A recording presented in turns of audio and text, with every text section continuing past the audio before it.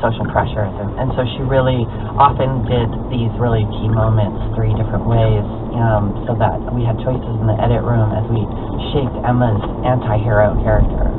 It was an acting dream. What was it for you to do the same scene? Oh no, I loved it. I absolutely loved it. It was a challenge, and it felt, there's something about somebody asking you to do something in a way that maybe you haven't thought about it before that's so liberating, and I loved those days when I get the opportunity to do.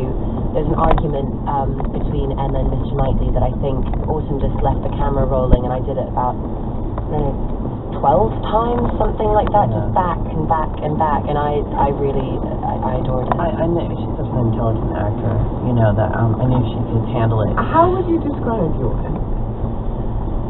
I think she is the product of somebody that's grown up very privileged. I think she's very, very intelligent, but I also think she's desperately lonely. I think she wants to have people around her, and she's not quite sure how to keep people.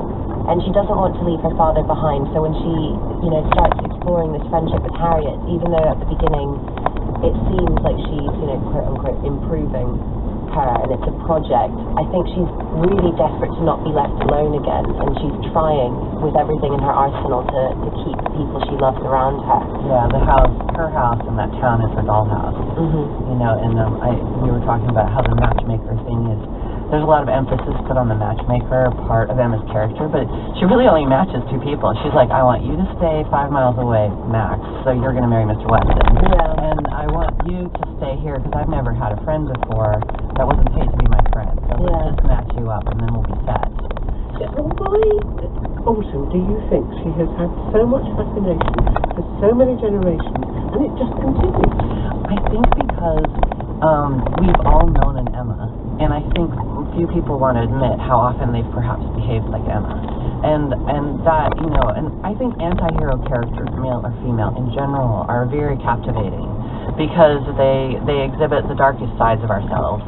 And in a movie like this, in the book, Jane Austen weaves a beautiful fantasy story of love working out when you fall in love with your best friend, who you're always arguing with. And your best friend, her and Harriet, Emma finding her way to become a better person and realizing she's wrong. We probably all have someone in our life that we wish would have that revelation. Friends we've had to walk away from that were selfish and cruel. And just one final point to you. The Oscars, women, directors, how difficult is it going to continue to be to break through? I think it will always be difficult, but my answer, I'd like to answer as a photographer, if that's okay. Having documented people for so long in helping raise their profile or create a visual identity, studios need to invest in documenting female directors and directors of directors of color, and because we have many years of evidence of men directing amazing dynamic photos of Kubrick directing Coppola, and we need to have that storytelling in the making of the film needs to be done. I was talking to Autumn de Wilde and Anya Taylor-Joy, and the film, of course, is on nationwide release now.